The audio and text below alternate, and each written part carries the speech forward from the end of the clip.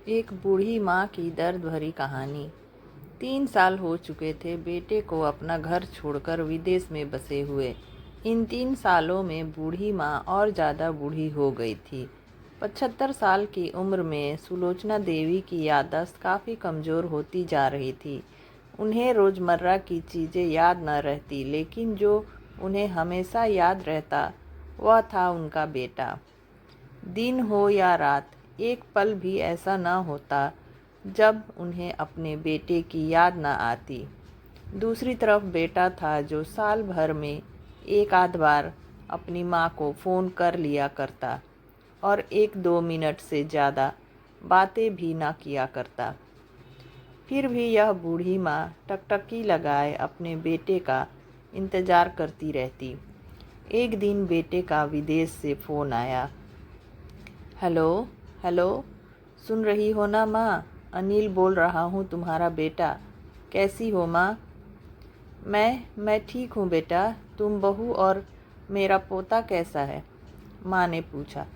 सब अच्छे हैं माँ। मैं अगले हफ्ते गांव आ रहा हूँ माँ, तुम्हें लेने।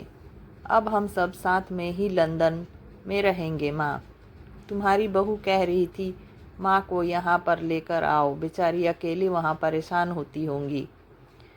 बेटे ने कहा। माँ की बूढ़ी सूखी आंखें आंसुओं से भीग गई। उसके कमज़ोर शरीर के नस नस में खुशी की लहर दौड़ गई।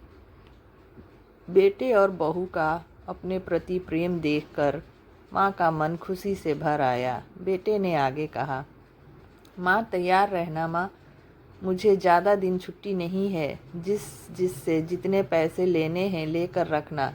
तब तक मैं प्रॉपर्टी डीलर से बात कर लेता हूँ घर के लिए। घर के लिए? माँ ने पूछा। हाँ माँ, गांव का घर हमें बेच देना पड़ेगा। अब हम साथ में ही रहने वाले हैं तो वहाँ पर घर रखने का कोई मतलब नहीं है माँ, बेटे ने कहा। बुढ़ापे की वजह से ठीक से चलने में अक्षम माँ ने पूरे मोहल्ले में घूम घूम कर अपनी इस खुशखबरी को सबको सुनाया। सभी को खुशी हुई। सबको लगा माँ जी के आखिरी दिन अपने परिवार के साथ खुशी खुशी बीत जाएंगे। घर वापस आकर माँ ने अपने घर के कोने कोने को ऐसे देखा जैसे वह अपने दूसरे बेटे को देख रही हो। देखे भी क्यों ना, उस घर को अपने बेटे से कम थोड़े समझा था।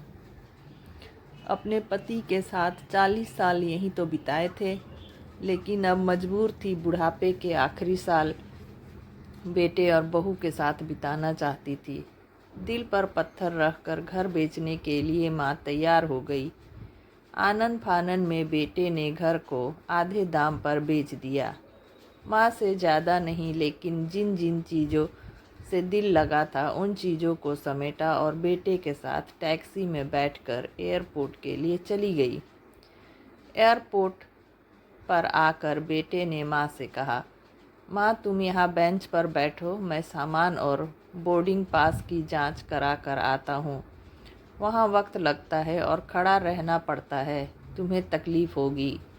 तुम यही आराम करो, मैं यूँ गया और यूँ आया। माँ बेंच पर बैठ गई और बेटा अंदर चला गया। काफ़ी समय हो गया, बेटा वापस नहीं लौटा। माँ सोचने लगी ज़्यादा भीड़ होगी इसलिए देर लग रही होगी। अंधेरा होने को आया। अब तो लोगों की चहलकदमी भी कम होने लगी। माँ को अब चिंता होने लगी। एक कर्मचारी ने आकर पूछा, किससे मिलना है माँ जी आपको? यहाँ पर क्यों बैठी हैं? डरती हुई आवाज़ में सुलोचना देवी बोली, मेरा बेटा अंदर सामान की जांच कराने गया है। लंदन जा रहे हैं हम। क्या नाम है माँ जी आपके बेटे का? कर्मचारी ने पूछा। अनिल नाम है मेरे बेटे का, सुलोचना देवी ने बताया। कर्मचारी अंदर गया और थोड़ी देर बाद बाहर लौटा।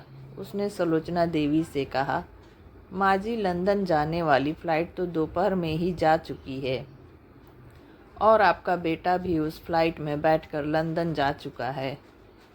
अब आपके यहाँ बैठने का कोई मतलब नहीं है। आप भी अपने घर चली जाइए। क्या जा चुका है और मैं घर जाऊँ? घर? माँ की आंखों से आंसुओं के सैलाब उठने लगे। जैसे तैसे माँ घर पहुँची, जो अब उसका था ही नहीं, बिक चुका था। वो वहीं बरामदे में तुलसी के पास सो गई। घर के नए मालिक को उस पर दया आई तो एक कमरा किराए से उसको दे दिया। पेंशन के पैसों से खाना और किराए का बंदोबस्त हो जाता था। दिन बीतने लगे। कुछ दिनों बाद घर के नए मालिक ने सुलोचना देवी से कहा, माँ जी, आप अपने रिश्तेदारों के यहाँ पर जाकर क्यों नहीं रहती? इस उम्र में आपके लिए वही अच्छा होगा। अच्छा तो होगा, लेकिन अगर मेरा बेटा वापस आया तो उसका ख्याल कौन रखेगा? मेरा बेटा बहुत भोला है, उसे अपना ख्याल रखना बिल्कुल नहीं आता। मैं कहीं नहीं जाऊंगी, क्या पता कब उसे मेरी ज़रूरत पड़ जाए, माँ ने कहा। तो दोस्तों, यह छोटी सी कहानी दिल को छू लेने वाली आपको कैसी लगी? अच्छी लगी हो तो कमेंट में हमें ज़रूर बताएं। मिलते हैं नेक्स्ट वीडियो में।